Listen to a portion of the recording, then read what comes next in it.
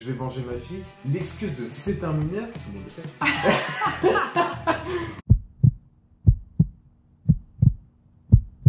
Aujourd'hui, on va se poser la question, est-ce qu'on doit se faire justice soi-même? Ce débat, il vient suite à l'actualité. Un père de famille qui a retrouvé le violeur, enfin quelqu'un qui aurait fait une agression sexuelle sur sa fille qui a 6 ans, qui l'aurait retrouvé et qui l'aurait tabassé, et qui maintenant encourt 7 années de prison, enfin bref, quelques années de prison. En fait, la question c'est est-ce que la justice ici, elle est morale ou pas? Parce que quand on rappelle les faits, on a l'impression que défendre son enfant, c'est quelque chose d'assez inné, d'assez normal, et on se dit, bah oui, il a bien fait, mais d'un autre côté, la justice condamne cet acte. Le problème, c'est que il y a un fort sentiment d'impunité quand même dans tout ce qui se passe dans l'actualité, et je pense que le père, il s'est dit, je vais venger ma fille, en sachant que bon, des histoires de violeurs, le coupable en tout cas n'a rien, il y a beaucoup d'histoires où le coupable maintenant, il risque rien. Oui, mais en même temps, tu dis le coupable, mais si la justice lui dit qu'il n'est pas coupable, déjà c'est le présumé coupable. Si la justice considère qu'il n'est pas coupable, bah il ne l'est pas. Parce que ça veut dire qu'en fait, il faut arrêter la justice. Ça n'a plus, les lois n'existent plus. Si la justice dit qu'il n'est pas coupable, alors que le père l'a vu, enfin, donc ça veut dire que la justice, elle est là et puis elle dit que tiens, le mec, il n'est pas coupable, alors qu'il l'a fait. Mais elle n'a pas dit qu'il n'était pas coupable, la justice. Donc déjà, le père, il risque de se retrouver dans un cas où il serait capable de dire qu'il n'est pas coupable. Déjà, premier point. Et deuxième point, même s'il est coupable, peut-être qu'il va être impuni. Et ce sentiment d'impunité, pour aller plus loin, il se généralise. Je vais donner une anecdote, c'est que moi j'ai des collègues, donc je ne vais pas dire dans quoi je travaille, même si tout le monde le sait. J'ai des collègues qui se demandent s'ils ne devraient pas faire dealer pour gagner un peu plus d'argent. Et ce qui les en empêche, ce n'est pas le fait de se dire je vais être puni par la loi, c'est plutôt les règlements de compte entre nous. Quand on est victime, comme on sait qu'on ne va pas avoir réparation, entre guillemets, bah on se dit bon bah autant faire justice soi-même. En fait, moi je pense que c'est pas comme ça qu'il faut le voir. Parce que là, on voit qu'il s'est fait, on se dit il s'est fait justice lui-même. C'est ça dans les faits. Mais d'un point de vue de la justice, et c'est là où en fait il faut aussi faire confiance au système en place, c'est que il y a eu une première plainte. C'est-à-dire que la famille a porté plainte contre l'homme pour l'agression sexuelle de la petite fille. Et d'un autre côté, un deuxième fait, mais qui peut être aussi pris à part, c'est un homme a agressé un mineur. La cause de cette agression, on la connaît, mais peu importe en fait. C'est juste que là, quand on prend les deux faits séparément, on se rend bien compte qu'il y a agression d'un côté, agression d'un autre côté, donc il y a sentence de l'un et sentence de l'autre. La deuxième chose ne serait pas survenue si la première chose n'avait pas lieu. Oui, mais en même temps, je pense que cette punition pour l'homme qui a agressé, elle est aussi nécessaire parce qu'il faut montrer que on peut pas aller agresser l'agresseur, tuer...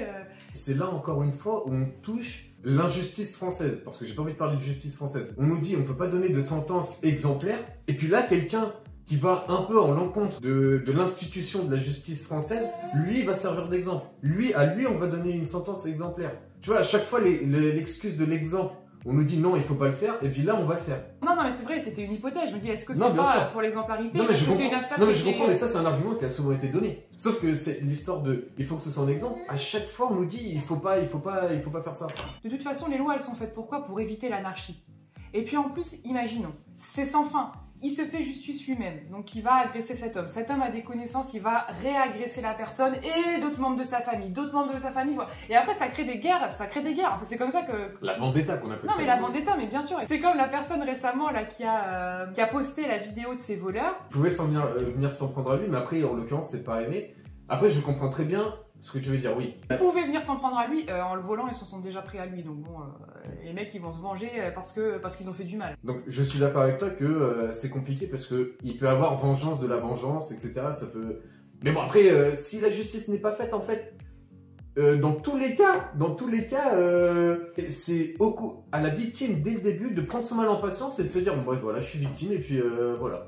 Tant pis pour moi. Puisque maintenant, les supermarchés, quand ils se font voler, le voleur, il risque quoi? De payer ce qu'il a volé? Ça, c'est le pire.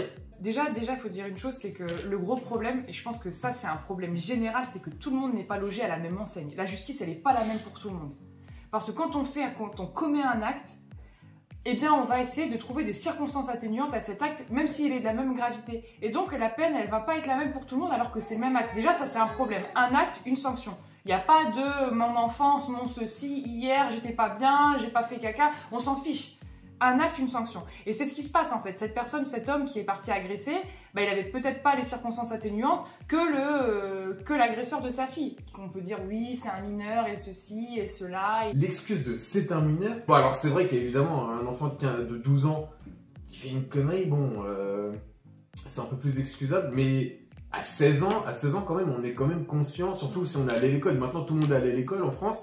Donc on est quand même conscient de ses actes. Ça vient s'ajouter au sentiment d'impunité le fait que justement chaque acte n'a pas les mêmes conséquences justement. Non, bien sûr. Mais il y a cette sensation d'impunité, mais il y a aussi cette sensation, comme je disais il y a aussi ce risque, comme je disais tout à l'heure, que ça fasse boule de neige, que ça soit sans fin en fait.